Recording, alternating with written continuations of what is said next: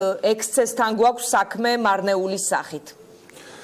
მე არა ვარ ახლა მარნეულზე ნამდვილად ვერ დავიწყებ საუბარს, რამდენადაც ვიცი და მე გადაამოწმეთ ალბათ თუ არასწორად ვიცი, იქ 4 უბანი იყო, 1 უბანზე იყო დაძაბულობა და იქაც ეს 5 ვერ გაიტაცეს და მე ვფიქრობ რომ დღეს რაც საქართველოში ხდებოდა და ამას ძალიან ბევრი ადამიანი უცქერდა საკუთარი თვალით, ეს იყო ძალიან მნიშვნელოვანი ეტაპი ჩვენი ქვეყნის ცხოვრებაში. მე პირადად ყველა არჩევნები ძალიან კარგად ვახსოვს, სხვადასხვა ფორმით ვიყავი ჩართული, როგორც ამორჩეველი, მეც მონაწილეობდი და აი პირველი არჩევნები რომ იყო ზვიად გამსახურდიას დროს რომ ჩატარდა, იმის შემდეგ ესეთი წყნარი 7 არჩევნები აი ეს რასაც ქვია და რასაც მე არც მეგონა რომ საქართველოს ესეთი რამე იყო შესაძლებელი, აი ეს არის მნიშვნელოვანი რომ მოხდა. ეხლა ის რომ სადღაც რაღაცა შეიძლება მოხდა და ჩვენ ამაზე ვსაუბრობთ, ეს არის რასაკვირველია. ეს კადრები რაც ჩვენ ვნახეთ თქვენთვის ამ არჩევნების შეფასებას და ამ სურათს ზოგადად არ შეცვლის. და თქვენთვისაც, რაც ეს კადრები გაქვთ დანახი და თქვენ ჩემზე მეტი გაქვთ დანახი, თორე ნაკლები არა ნამდვილად.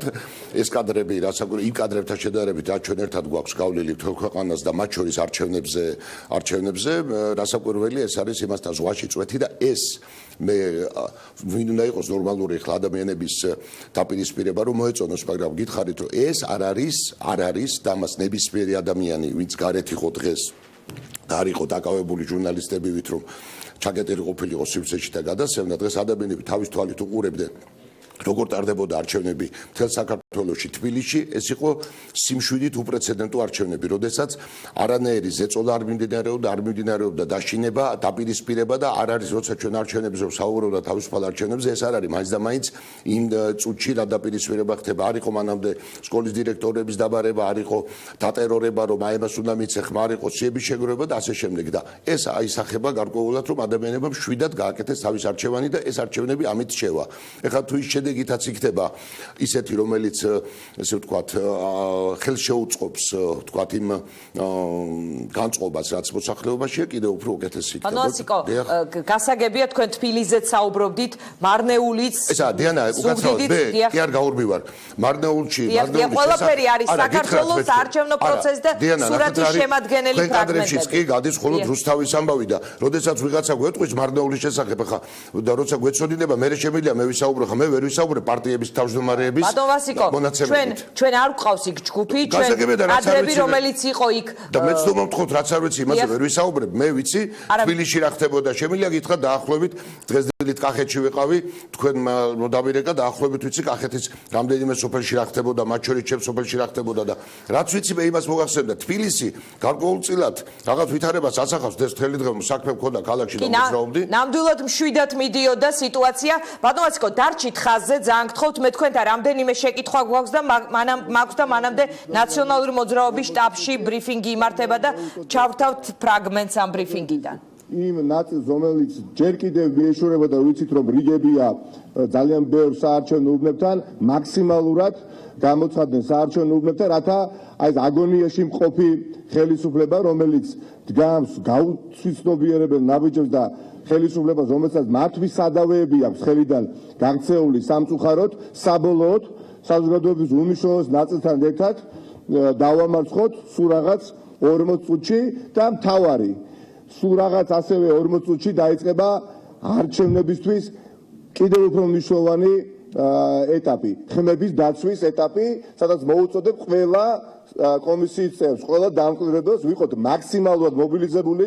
ეს არჩევნები მილიარდელ ივანიშვილს აქვს წაგებული და ეხლა ამ ხმების დაცვის პასუხისგებლობა აკისრია ყველა ოპოზიციურად განწყობილ კომისიის წევრს და დამკვირვებელს და მე მოუწოდებ ყველას ვიყოთ ძალიან მხიზლად და სულ რაღაც რამდენიმე საათში მე დაწუნებული ვარ ჩვენ ვიზეიმებთ ივანიშვილის დამარცხებას და საზოგადოების უმნიშვნელოვანესი ნაწილის გამარჯვებას. კიდევ ერთხელ მოუწოდებ ყველას საარჩევნო უბნებთან, რათა ერთი ხმაც კი არ დავკარგოთ. თითოეულ ხმას ექნება მნიშვნელობა, ეს იქნება არჩევნების შედეგი, რომელიც განსაზღვრავს არა მხოლოდ მომდევნო 4 წლის ბედს ამ ქვეყნისა, არამედ დაწუნებული ვარ მინიმუმ 10 წლის ბედი განისაზღვრება ჩვენი ქვეყნისა. მადლობა ყურადღებისთვის და მაქსიმალურად ყველანი არჩევნებზე და მაქსიმალურად მობილიზებულები ვიყოთ ხმების დაცვის პროცესში. დიდი მადლობა, დიდი მადლობა. ბოლო განცხადებები ბოლო განცხადებები ლიდერების ასეთი იყო. კახი კალაძემ გამართა ბრიფინგი და თქვა, რომ გარკვეული პოლიტიკური ძალების უსუსური პროვოკაცია ვერ შეცვლის სურათს. ქართული ოცნების ოფისში გამართული ბრიფინგის შინაარსი იყო ასეთი. შემდეგ პაატა ბურჭულაძემ გამართა ბრიფინგი და მიმართა პრემიერს აღიაროს დამარცხება და ხალხს მოუწოდა, რომ მოსულიყვნენ არჩევნებზე და ნაციონალური მოძრაობის ოფისში გაიმართა ბრიფინგი, სადაც აქტივობისკენ მოუწოდა ამ მომრჩევლებს და ცოტა დაგვრჩა გამარჯვებამდეო. ვასილ მაღლაფერიძეს ვუბრუნდებით. ისეთი პირი უჩანს, რომ ქართველი ხალხი დღეს ბოროტებას გაცოცხავს. ეს არის თქვენი სოციალურ ქსელში აქტივობიდან ფრაგმენტი, დღევანდელი დღის სტატუსია. აი რას გულისხმობთ თქვენ, როდესაც ამას წერთ, როგორ შედეგს და როგორ პარლამენტს ელოდებით აი ამ არჩევნების შედეგად? მეგონი რაც წერია დიდ განმარტებას არ საჭიროებს, აი მაგას გულისხმობს სწორედ რაც წერია და მეგონი არ არსებობს საქართველოს მოქალაქე, რომელიც ახლა მაგას ჭირდებოდეს ჩემი განმარტება და არ მოვაწყენ ახლა თავს, როცა გულისხმობ, რომ დღეს ქართველი ხალხი ბოროტებას გაცოცხავსო, ეს რას ნიშნავს? მაგრამ ახლა ჩვენ მოდი ისე აი რას ნიშნავს? მათ ადგილს საერთოდ ვერ ხედავთ პარლამენტში თუ აი როგორც დიახ, ანუ მათ ადგილს ვიზეთ საუბრობთ საერთოდ არ გინდათ რომ იყვნენ პარლამენტში ან ვერ ხედავთ პარლამენტში თუ ელოდებით უბრალოდ ოცნების გამარჯვებას და შემდეგ იმ კონფიგურაციით პარლამენტს როგორიც დაახლოებით რაღაც სოციოლოგიური კვლევებიდან როდესაც ჩვენ პროგნოზებს საუბრობთ, პროგნოზი მით უმეტეს როცა გვერდიდან არჩევნებში არ მოწინააღმდეგეობდა, საერთოდაც ადამიანები საკუთარ სიტყვებზე გარკვეულწილად პასუხს აგებდნენ, რის დიდი დეფიციტიც არის სამწუხაროდ ჩვენთან საქართველოში და ამას გარკვეულწილად ხელის ეწყობა კიდეც, იმიტომ რომ თავარი ადამიანმა გააკეთო სენსაციური გაწყვეტება იმ წუთისათვის და როგორც პეპელა ეს ხშირად ეს გაცხადება ერთი დღე ცოცხლობს. აი ხა მე აქაც მოვისმინე. თუ ჩვენ საუბრობთ პროგნოზზე და ის რაც ეფუძნება რეალობას, რაც ეფუძნება გამოცდილებას და ბოლო-ბოლო ადამიანის გონიერებას ამით იფასდება, მაშინ რასაკვირველია ეს ძალიან აცდენილი იქნება და ამას მართლაც დაინახავთ. ბატონ ვასილო, კიდევ ერთხელ უნდა შეგაწყვეტინოთ და თამარ ჟვანიას მოусმინოთ ერთად და კიდევ ერთხელ დაგიბრუნდებით. არა მაქვს პრობლემა. და ამ შემთხვევაში უბანთან როგორც მოგეხსენებათ, გავრცელდა სტარი ინფორმაცია, რომ თითქოს 5 გაქრა და იკარგა, რაც არ შეესაბამება სიმართლეს და ამაზე უკვე განცხადებები და დასტური ასევე გააკეთეს სადამკვირვებლო ორგანიზაციებმაც. მე მინდა აღვნიშნო, რომ იქ შექმნილი სიტუაცია დაპირისპირება ამავდროულად თქვენ ნახეთ, რომ იყო შენობაში შეღწევის მცდელობაც, სროლაქვების, ფანჯრებია ჩალეწილი. ეს მოხდა, რა თქმა უნდა, სხვადასხვა პოლიტიკური პარტიების მხარდაჭერების მიერ გარკვეული პროტესტის ნიადაგზე.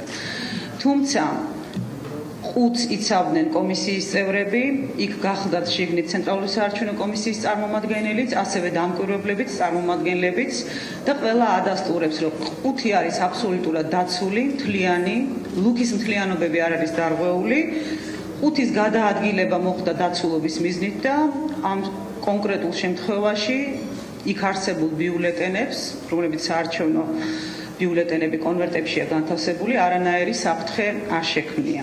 შესაბამისად, არ არსებობს საფუძველი, რომელიც იქნება, რაც აჟიოტაჟია ატეხილი ამ შემთხვევაში 52-ე საარჩევნო უბანთან.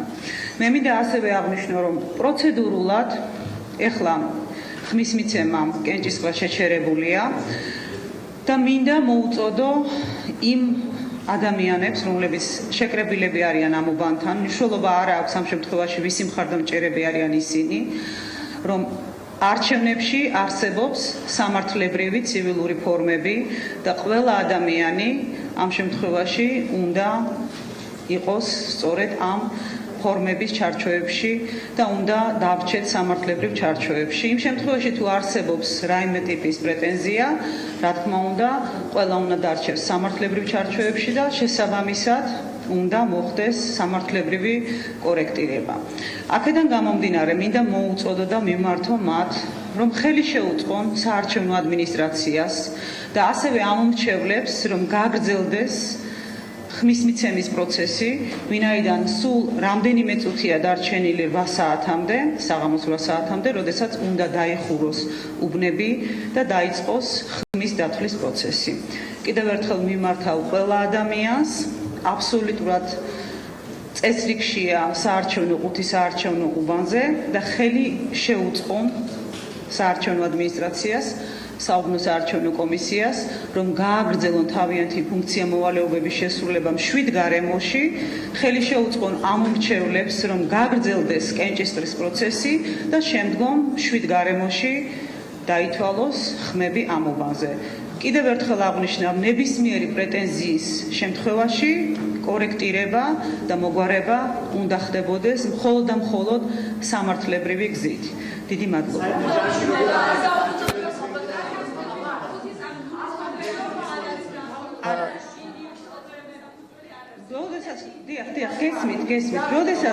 Თქვენ უსმენდით ბრიფინგს ცენტრალური საარჩევნო ადმინისტრაციის ხელმძღვანელი საუბრობდა, რომ ყველა უნდა დარჩეს სამართლებრივ ჩარჩოებში, რომ არ არსებობს საფუძველი აჟიოტაჟის, რომ 5 ადგილზეა, 5 ხელუხლებელია და რომ 5-ს იცავდნენ კომისიის წევრები.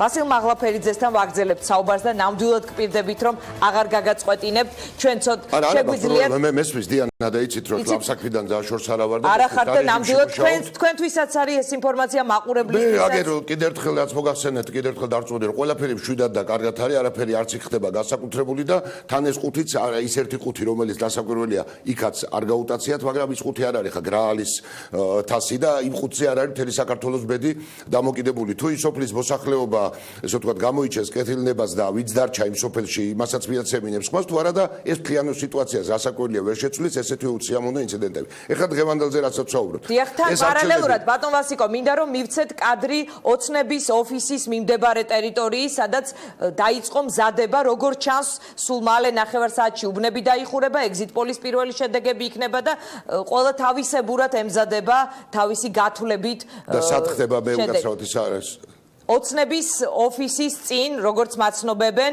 და ჩვენ შეგვიძლია აი სიგნალი თქვენ ხედავთ სცენას, როგორ მონტაჟდება ქართული ოცნების ოფისი წინ ერეკლეს მოედანზე. ბატონ ვასიკო, გისმენთ, აღარ გაწყვეტინებთ. და რას პროგნოზი გაინტერესებთ თუ რა მკითხეთ ბოლოს? დიახ, როგორი კონფიგურაციის პარლამენტს ელოდებით, ვის გამარჯვებულად, ვის დამარცხებულად და კიდევ ვის პარლამენტში?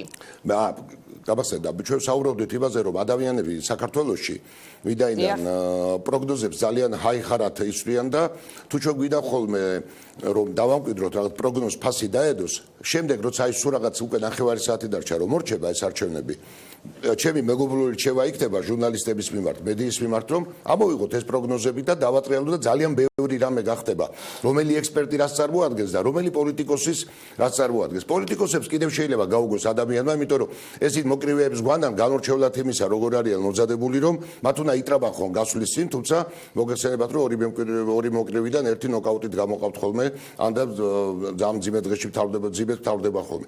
ეხლა ეს არჩევნები, ვისაც ოდნავ გამოცდილება აქვს, თუ არა და მართლაც გავა 9 საათი და მაყურებელს არ დავიწყდება და მაქვს რაღაც ჩემი სიტყვები, მაქვს პრეტენზია რომ ხდებოდა, თუმცა დიდი მიხვედრა არ ჭირდება. ალბათ იქნება რომ ქართული ოცნება გაიმარჯვებს და გაიმარჯვებს დიდი უპირატესობით. ესეთი გაწყობა შეიმჩნევა და არა იმიტომ რომ ან მე მინდა ვინმეს ეს არ უნდა, ეს სრულიად შეიცვლება ობიექტურობად. ნაციონალური მოძრაობა ალბათ აიღებს გარკვეულ ხმებს და ვფიქრობ რომ ის გადალახავს, მაგრამ რასაკვირველია ეს იქნება ძალიან შორს იმ პროგნოზებისგან, რომელსაც გამოთქვამენ მისი პარტიის ლიდერები ან მასთან დაახლოებული ექსპერტები. ეს არ ვიცი ახლა სურვილის გამოთქვამენ თუ ესე ხედავენ, მაგრამ ეს სულ 9 საათში თქვენ დაიხსენებთ ჩემს სიტყვებს და გააკეთებთ თუ არა კომენტარს, გაგახსენებათ რომ ეს ძალიან შორს არის რეალობიდან.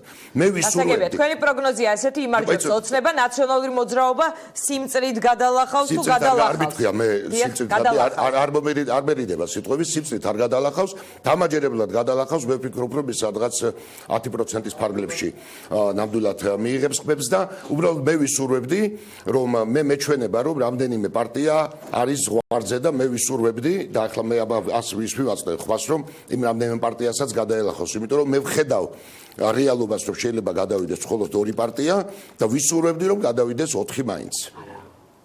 აი ეს არის ჩემი პროგნოზი, რომელიც 9 საათში შეგიძლიათ დაადოთ სხვა პროგნოზებს და მით უმეტეს აი პარტიის პარტიის ლიდერები, სხვა პარტიის ლიდერები, რომელიც გამოთქვამენ და რომელიც მე ვფიქრობ, რომ თუ ისინი ამას როგორც ექსპერტები ისე საუბრობენ, ისინი რო იტყვიან ძალიან შორს არიან რეალობიდან და მათი საქმე უბრალოდ არ არის ეს სფერო და რაღაც სხვა საქმე უფრო შეიძლება მონახონ, იმიტომ რომ არ შეიძლება ფეხბურთს თამაშობდე და საერთოდ არ იცოდე წესები და საერთოდ ვერ გეგმა ვერ პროგნოზს ვერ აკეთებდე რა შედეგით დამთავრდება. ბატონ ვასიკო, რას ელოდებით exit poll-ისგან? ვიცით რომ ორი exit poll-ი უნდა იყოს, ჩვენ ორივეს ვაჩვენებთ ეთერში, მაგრამ თქვენ ფიქრობთ რომ ეს იმდენად განსხვავებული exit poll-ები იქნება, რომ შეიძლება ცოტა დაძაბავ სიტუაციას არევს რაღაც საზოგადოების ჩამოყალიბებაში რაღაც დისონანს შეიტანს. ვინც exit poll-ით საერთოდ საუბრობს და საუბრობდა რომ exit poll-ი რაღაც დაძაბვის საფუძველი შეიძლება გაგვთარიყო, ის ერთის მხრივ ასევე გითხარით რომ ის ანაცზე არ უწევს თავის სიტყვებს ანგარიშებს და ბევრ ცეთ როგორ უნდა არის. ჩვენ უნდა ვიცოდეთ რომ აი ჩვენ უსვენით ცენტრალური საარჩევნო კომისიის თავმჯდომარეს, ის რამდენიმე დღეში არ ვიცი ზუსტად შეიძლება ხვალ თუ ზე გამოაცხადებს შედეგებს და exit poll-ი არის მხოლოდ წინასწარი მონაცემები და არავითარ შემთხვევაში ეს არ არის კანონი. მაგრამ ასევე გეტყვით რომ მე მაქვს სრული საფუძველი ვენდო იმ exit polls, რომელსაც ატარებს 4 ტელევიზია და არანაირი საფუძველი ფაქტებიდან გამომდინარე, რასაც რუსთავი ატარებს და პარტიული და ერთი პარტია ფაქტობრივად იმას არ ვენდო, იმიტომ ეს არის პარტიული exit poll და არა იმიტომ რომ ისინი ესე ვთქვათ შეგდებულად ყუიდან, თუმცა ასეთი ფაქტი თქვენს ალბათ შემზე მეტად დაგინახავთ ხოლმე, იმიტომ რომ ბუნებრივია პარტიული, აი თქვენ უსვენით ხა პარტიის ლიდერი გამოდიოდა თქვა ვწდები. იმედის და დანარჩენი სამი ტელევიზიის, რომელშიც ერთ-ერთში თქვენც მუშაობდით, ამ ტელევიზიების exit poll თქვენთვის მაღალი სანდოობის exit poll-ია. მეც მუშაობდი და თქვენც მუშაობდით და ნახევარი საქართველოს ჟურნალისტები მუშაობდნენ ამ ტელევიზიაში. მე იმიტომ კი არ ვენდობი ან არ ვენდობი რომ მე მუშაობდი თუ არ მუშაობდი. ამას არ აქვს მნიშვნელობა. ეს ტელევიზიები კი არ ატარებენ, ატარებს ორგანიზაცია. ამას უბრალოდ მინდა რომ ეს ორგანიზაცია. იქაც ორგანიზაცია ატარებს, არა? არა, იქ ორგანიზაცია ატარებს პარტიის დაკვეთით. ჩვენ ახლა მე უკაცრავად აი ესეც კარგი დეტალია რაც ახლა თქვენ ბძადეთ, მე ამაში არ შევალ ამის განხილვაში და მოდი ესეთ 30 წუთში გამოჩნდება როგორი იყო. უბრალოდ შეგახსენდეთ რომ იმ ორგანიზაციამ რომელმაც ჩაატარა 2012-ში exit poll-ები ეხლა რომელიც ატარებს რუსთავის დაკვეთით, კატასტროფულად აცდა რეალობას და აცდა არაპროფესიონალიზმის გამო, არამედ სერიოზული და გონივრული ეჭვი არსებობს, რომ მათ გადააკეთეს ეს ციფრები და ეს თქვენ ძალიან კარგად იცით, იმიტომ რომ ჩვენ მაშინ მე მგონი ერთად ვაშუქებდით ამას, თქვენ მაშინ მაესტროში იყავით, თუ არ ვცდები და კარგად გახსოვთ იმ ორგანიზაციის შედეგები. ამიტომ მე რომ ვამბობ, რომ ის არ ვენდობით ხო, იმიტომ კი არ ვენდობი, რომ მისი ან ფერი არ მომწონს, ან ხასიათი, ან რომელიმე ზღვარი. არა, იმიტომ რომ ის ერთხელ შემჩნეულია სერიოზულ გაყალბებაში და ეს მთელი საზოგადოების თვალწინ მოხდა და თქვენც იცით ამის შესახებ და ყველამ იცით. იმიტომ რომ GFK-ს რეიტინგი 2012 წელს exit poll-ის შედეგი აცდენილი იყო შედეგს, თუმცა ასევე ბოლო exit poll-ების უკვე ბოლო სამი არჩევნების exit poll-ები. თუმცა კი არა, აცდენილი იყო და ამიტომ არ ვენდობი. აცდენილი იყო 20%-ით. დიახ, მე 20%-ით რო აცდება, 20%-ით რო აცდენილი იყო, იმიტომ კი არ იყო აცდენილი, რომ შეეშალათ თქო. იმიტომ იყო აცდენილი, რომ გონივრული ეჭვი არსებობს და მე სხვა დროს თუ გიდათ გეტყვით ამაზე მე დიდი სკანდალები იყო და დიდი განხილვა იყო, რომ მათ გადააკეთეს შემდეგ ოფისში ეს ციფრები და ამიტომ გეუბნებით ეს საფუძველი მაქვს რომ არ უნდა ვენდოთ და აგერ დარჩა 30 წუთი თქვენ თვითონვე შეგიძლიათ ეს პროგნოზები დაალაგოთ და მე შეადაროთ ამ ორივე ორგანიზაციის პროგნოზი ცენტრალური საარჩევნო კომისიის პროგნოზ და რომელიც დაემთხვევა დიანა უკაცრავად რომელიც დაემთხვევა exit poll-ი იმას CSGO-ს მონაცემებს აი ეს იქნება სწორი. ამიტომ ახლა თავისთავად ამ exit poll-ზე ახლა ასეთი აჟიოტაჟი სატეხვა მეგონი არ არის. ბატონ ვასიკო, ასე დროს აუცილებლად ახსენდებათ ხოლმე იმედის exit poll-ი, რომლითაც თვითმმართველობის არჩევნებში თბილისის მერის არჩევნების დროს ოცნებამ გამარჯვება იზეიმა და სულ ცოტა ხანში სხვა ტიპის შედეგი იყო ცენტრალური საარჩევნო ადმინისტრაციის. მართალი ხართ, უნდა ყველანი დაველოდოთ CSGO-ს მონაცემებს, მაგრამ exit poll-ი ეს არის ინფორმირებულობისთვის, რომ შიმშილი არსებობს 8 საათის შემდეგ და ვიდრე პირველადი ცნობები იქნება, ჩვენ ამით დავიკმაყოფილებთ ინტერესს. გითხარით, რომ 9 საათში მოხდება ცოტა ხნის მე მოვისმინე პროგნოზი, პარტიის ლიდერი საუბრობდა, რომ არის მისი პარტია გამარჯვებული და ესე ვთქვათ, უკვე ვარსკვლავებს ყიდავს ცაში. აი 9 საათი გავა და შემდეგ ეს კითხვები რაც მე ვთქვი, მას დაუსვით ალბათ კიდე ჩაგერთვება. მე მიმაჩნია რომ ეს პროგნოზი აცდენილია და ვისაც ამ პროგნოზის ჯერა, უბრალოდ თუ ის შეიძლება კარგი ადამიანია, მაგრამ ეს არ არის მისი საქმე და პროგნოზები არ არის მისი სფერო და ეს ძალიან ბევრი ექსპერტს ეხება, ბევრი ჟურნალისტსაც ეხება სხვათა შორის. იმიტომ რომ არ შეიძლება ესე რადგან ტელეეტრას დაგითხოვებენ, ყველაფერი გააკეთო, მაგრამ თუ ამას ჩვენ შევახსენებთ, ძალიან ბევრი დაკარგავს შემდეგ პროგნოზების გამოთქმის სურვილს. ბატონო, მე ნამდვილად სულ ვცდილობ ხოლმე ძველი exit poll-ის შედეგები, სოციოლოგიური კვლევის წინა შედეგები და ყოველთვის, როდესაც დღევანდელ აწმყოს მონაცემებზე ვსაუბრობ, აუცილებლად ვაპარალელებ მას წინა და იმის წინა და ასე შემდეგ. პარტიისთვის წაგება არჩევნებში ეს არ არის ტრაგედია. პარტია შეიძლება იყოს, ესე ვთქვათ, იმ მომენტისთვის ძალიან ცოტა მოსახლეობა უჭერდეს, მაგრამ პარტიას ჰქონდეს თავის პრინციპები. მაგრამ როდესაც პარტიის ლიდერები აბსოლუტურად ვერ აღიქვამენ რეალობას და მათ გონიათ, როდესაც მათ აქვთ პრობლემა გადალახვის და გამარჯვებული გონიათ საკუთარი თავი, კატასტროფაა, როდესაც ასეთი ტიპის ადამიანებს აქვთ ქვეყნის მართვის პრეტენზია. ამაზე ვსაუბრობ და ამას დაინახავთ ნახევარ საათში თქო, თუნდაც თქვენივე ეთერში გამოთქმული პროგნოზებიდან. უბრალოდ რომ დაატრიალოთ 8 საათიდან და ხვალ გამოჩნდება ვის რა ფასი აქვს. გასაგებია, დიდი მადლობა ვასილ მაღლაფერიძეს და ჩვენ კიდევ ერთი ჩართვა გვაქვს, ასევე მაყურებელს შევახსენებთ, რომ 20 წუთში ჩვენ პირდაპირ ეთერში შემოგთავაზებთ ორი მაუწყებელთა ორი ჯგუფის მიერ დაკვეთილ exit poll-ებს, ეს არის რუსთავი 2 და ასევე 4 ტელევიზიის ერთობა, მათ შორის იმედი, GD